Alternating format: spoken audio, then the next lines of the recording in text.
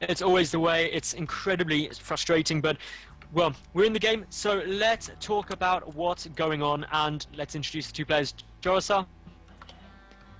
Yep, that's right, guys. We are on Whirlwind for game number 3 here of this best of 5 here in the Go4 SC2 finals. Of course, our 2 finalists have already been determined, and they do qualify for WCS EU. But in the meantime, they're still playing for the lion's share of 150 euros, and spawning over here in the top right-hand corner as the red Terran player representing Team Empire, playing almost non-stop for 10 hours, these guys. He needs to win 2 more. It is Happy. And his opponent spawning in the top left position, winning that last game with some very, very impressive early game aggression plays. His opponent was trying to tech. Are we going to see more mech coming out of either of these guys this game? We saw it got punished quite a lot.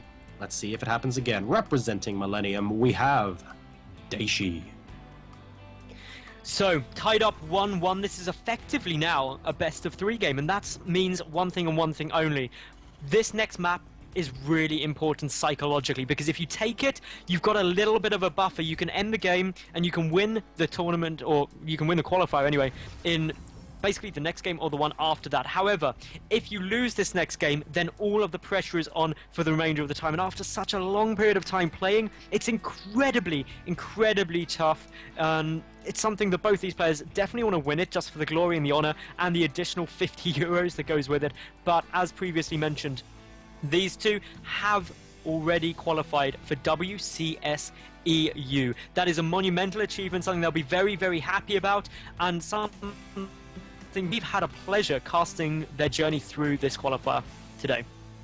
Yeah, it's been great really following the journey of all the players coming through the bracket. We haven't always had seasoned pros at the tip top. Obviously we do here in the finals, but coming up to this point, I think a lot of people who have been looking for teams are possibly, are we going to see an SCV go down? Yes, we are. The SCV building the command center going down there. Very, very frustrating situation for Dayshi. And now the second SCV being attacked a little bit as well, but he's sending a third to definitely make sure this isn't going to happen. Yeah, you don't want to really lose more than one. Well, you don't want to lose one SCV to an SCV. Never an ideal situation. And you also don't want to delay your command center, because this is really quite integral to Dayshi's play. Meanwhile, Happy yet again, rather than getting out a quick command center, gets down his factory and is also getting down a reactor. A cancel goes down on that bunker because a single Marine pushing forward. Another SCV goes down. So Happy actually being quite aggressive here and following up with a second Marine as well. Indeed he is. The second Marine going to be popping out now. We have 2 SCVs here and a Marine. Oh, and the first SCV goes down. Really, really nice micro there. The second one goes down as well. And Happy is going to be pushing forward with this aggression once more. Doing a tremendous job so far. 19 to 16 workers in Happy's favor right now, because a total of 3 SCVs have been killed in this early game. But Dayshi is going to pop out with 2 Marines of his own, and that is going to be too much. Happy will have to retreat because his own Marines are at about half health.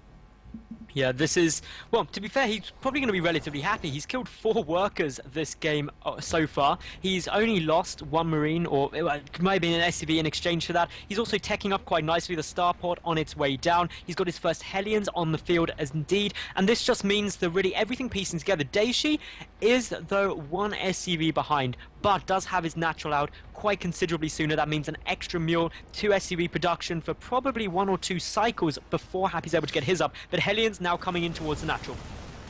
And it looks, they're trying to do a number on these Marines before they act. Oh, wow, picking apart all of them. And once again, Happy coming in only with a unit or 2, but able to do a lot of harassment damage against Dayshi. Dayshi pulling those 3 SCVs from the natural to behind the mineral line in the hopes that if Happy moves forward, he won't be able to see them. I really like that decision from him. But now Dayshi's going to frantically try and get more units over.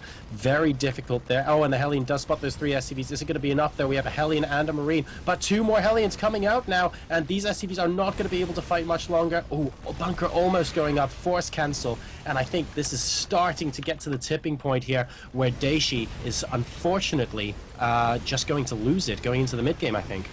Yeah, Dayshi is having a real big amount of problems here. Happy is pushing in, dealing a huge amount of damage. 10 workers killed, now taking a 2-worker advantage, but critically stopping mining at his opponent's natural base. That means that the income, the saturation of each base is going to be a lot better for Happy, and therefore he will get more income. And therefore, basically it just means that Happy's getting further and further ahead, and it's going to be tough to break this position as well, with only Marines. A Viking pushing forward, though, well, that could be really, really nice to push back the medevac, preventing any drops.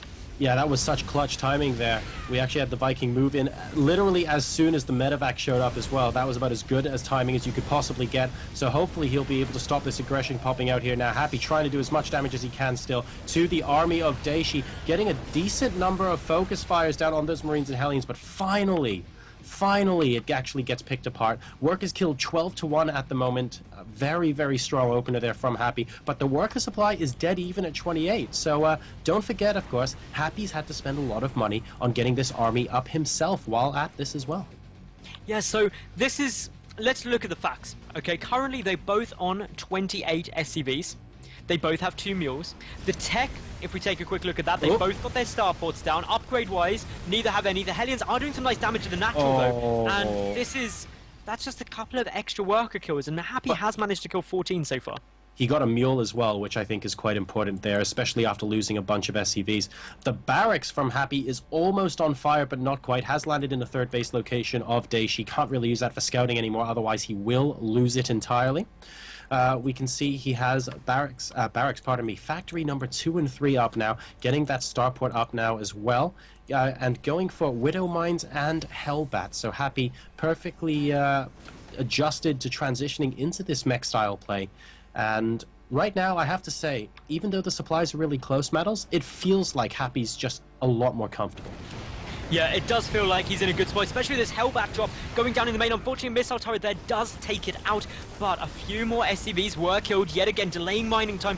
Yet again, Happy is just so much more the aggressor, making sure that his opponent cannot move out, cannot come and attack him, and that's just giving him pretty much free reign to do what he wants. Getting down now the engineering bay. He already has +1 vehicle weapons nearly complete, so that's for +2 to get started. Both players producing Hellbats, and this game is starting to move into the sort of mid-game phase where it's not going to be as easy as just dropping and just punching straight in, but, well, Happy, he's got another Hellbat drop coming to the natural.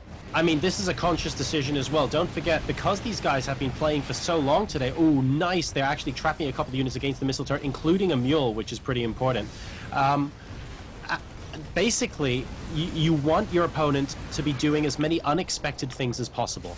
Why? Because both of you have been playing for a very long time. It's a lot easier to attack than to defend, because when you're attacking, you've decided what you want to do. You've sent those medevacs and you know what's going to happen. When you're defending, you're constantly reacting to everything. And that's so stressful when you're this exhausted, which is why Happy is actually having a great time constantly being the aggressor here. Dayshi is hanging on very well, but he's now behind by about 10 workers. Happy has been able to pick at his opponent quite a bit, and I think it's starting to wear Dayshi down just a little.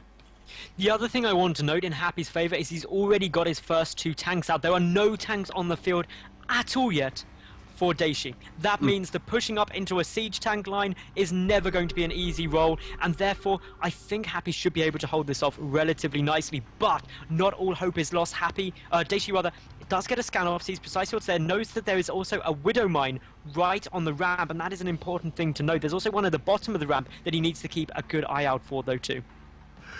He has to be very careful, and he's only got the 1 medevac, now getting the 2nd medevac, so the worst he can do is a double drop. He can't doom drop this because there just aren't enough dropships available.